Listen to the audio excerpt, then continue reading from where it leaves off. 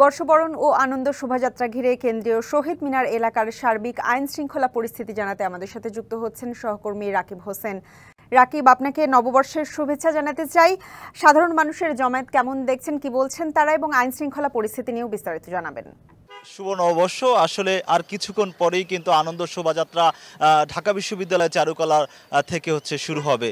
সেটা শহীদ মিনার এলাকা ঘুরে আবার চারুকলা গিয়ে শেষ হবে। আপনাকে একটা বিষয় একটু জানিয়ে রাখি যে সকাল থেকে কিন্তু শোভাযাত্রায় অংশ নিতে রাজধানীর বিভিন্ন স্থান থেকে নানা শ্রেণী পেশার মানুষ কিন্তু ঢাকা বিশ্ববিদ্যালয় এলাকায় আস্তে আস্তে কিন্তু প্রবেশ করছেন।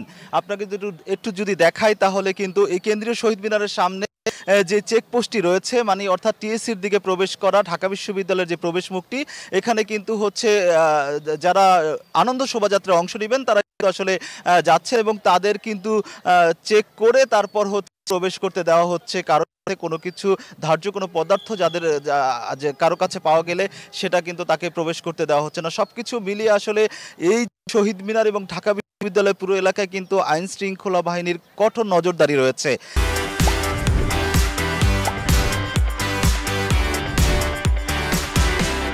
একই সঙ্গে কিন্তু এই পহেলা বৈশাখ ঘিরে কিন্তু মহানগরীতে প্রায় 18,000 পুলিশ সদস্য কিন্তু মানুষের নিরাপত্তায় কাজ করছে, যাতে সুন্দরভাবে আসলে বৈশাখটা উদযাপন করতে পারে। একটা বিষয় একটু জানিয়ে রাখি যে সকাল 9টা নাগাদ আসলে এই আনন্দ যাত্রাটি শুরু হবে এবং এই শোভাযাত্রা ঘিরে কিন্তু গোয়েন্দা নজরদারিও কিন্তু বাড়ানো হয়েছে এবং সাদা পোশাকে আইন শৃঙ্খলা বাহিনীর সদস্যরাও কিন্তু কাজ করছেন। এবং আরেকটা বিষয় একটু জানিয়ে রাখি যে কোনো ধরনের অপ্রীতিকর ঘটনা এড়াতেও কিন্তু প্রস্তুত রয়েছে বিভিন্ন সংস্থার লোকজন।